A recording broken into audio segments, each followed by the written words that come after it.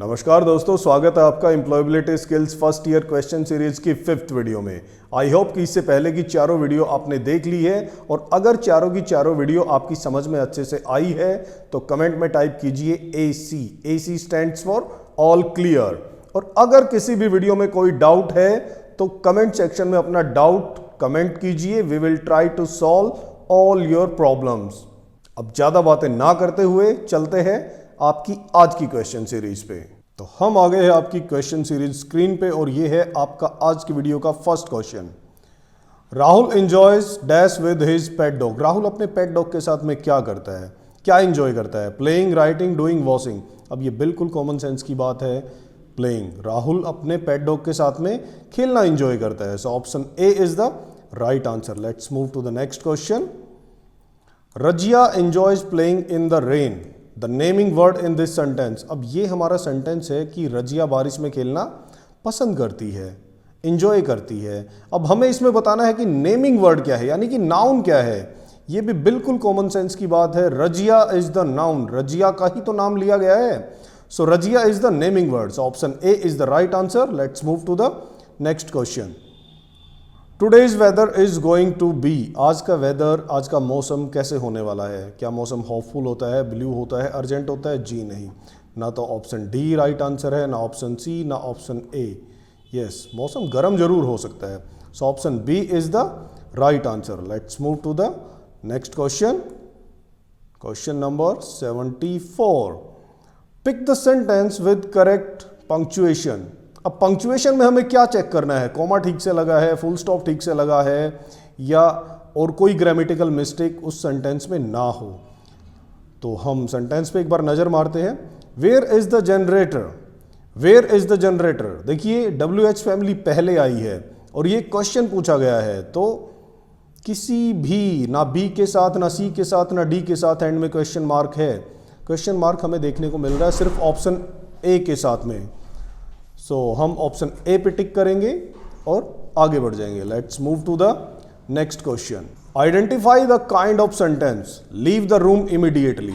मैं आपको पहले भी इस बारे में बता चुका हूं कि सेंटेंस 4 टाइप के होते हैं। सेंटेंस के टाइप 4 है।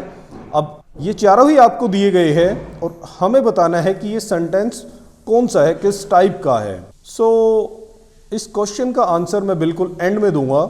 तब तक मैं चाहता हूं कि इसका आंसर आप कमेंट बॉक्स में खुद ही लिखें।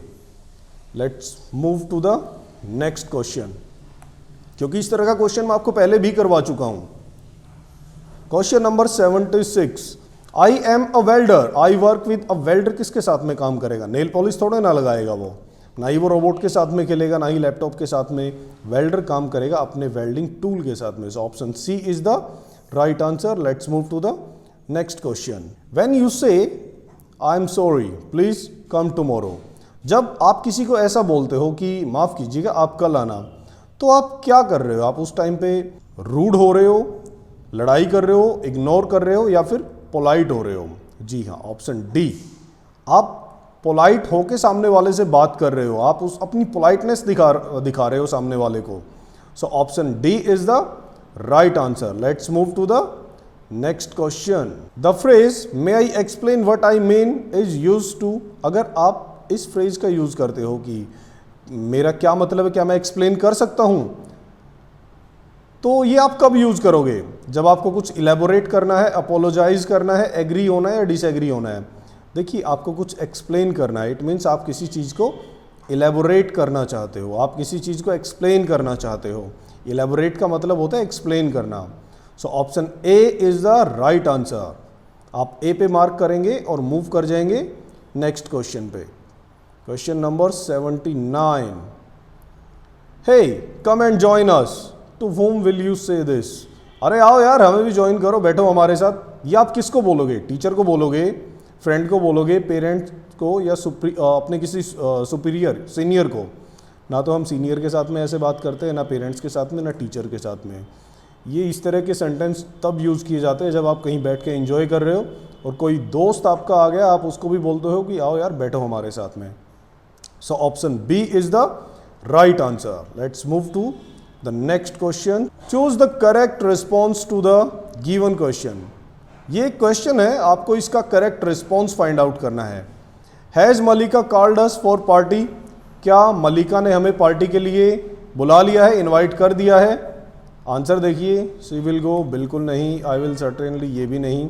यस, सी हैज, हाँ उसने इनवाइट हमें कर दिया है।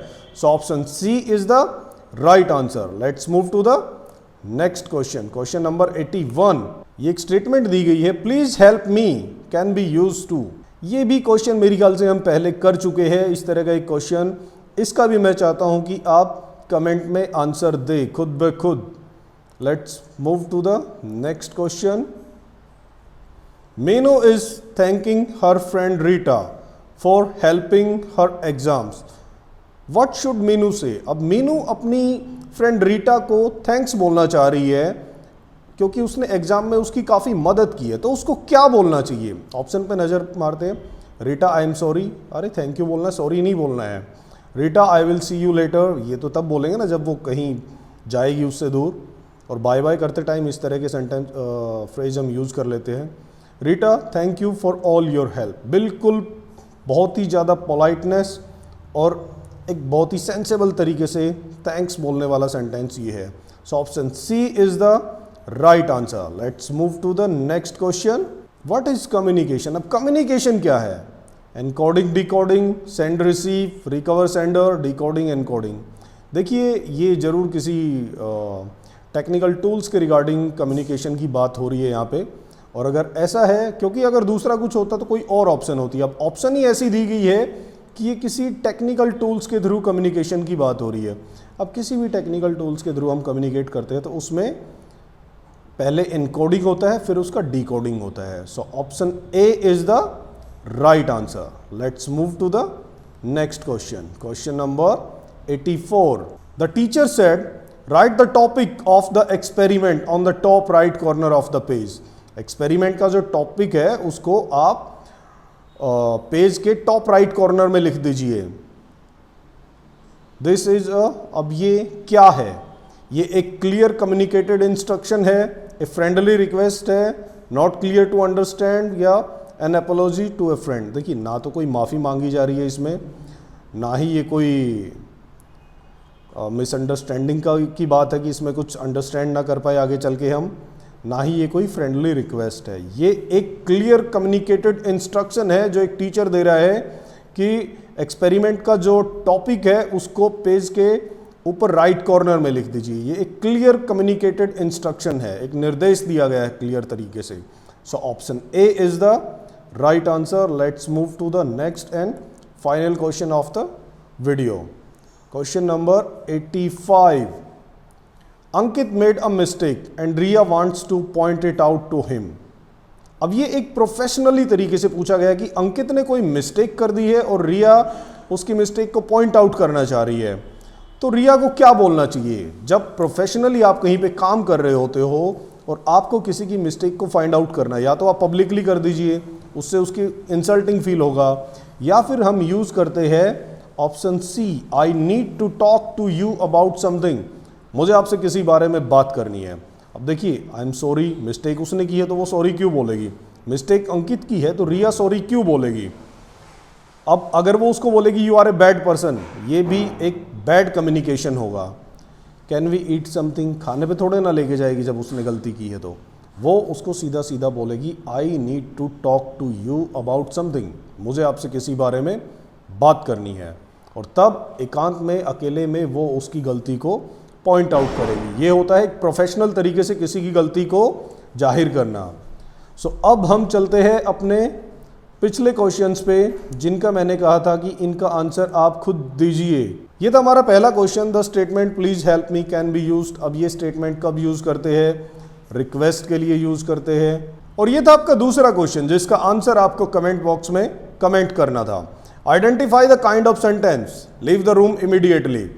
आपको ये सेंटेंस बताना था, ये मैंने इसीलिए ड्रॉप किया था, इसलिए छोड़ा था कि इस तरह का सेंटेंस मैं पहले भी करवा चुका हूं। Leave the room immediately, room को आप तुरंत छोड़ दीजिए। ये एक निर्देश दिया गया है, एक आदेश दिया गया है, या फिर सिंपल वर्डिंग में कहे तो किसी को कुछ करने की बोला गया है, कुछ काम बताया गया है। इस तरह के सेंटेंस को हम रखते हैं इंपेरेटिव सेंटेंस की कैटेगरी में। सो ये थी आपकी आज की वीडियो। जल्दी मिलते हैं नेक्स्ट वीडियो में, तब तक के लिए बाय बाय, टेक केयर।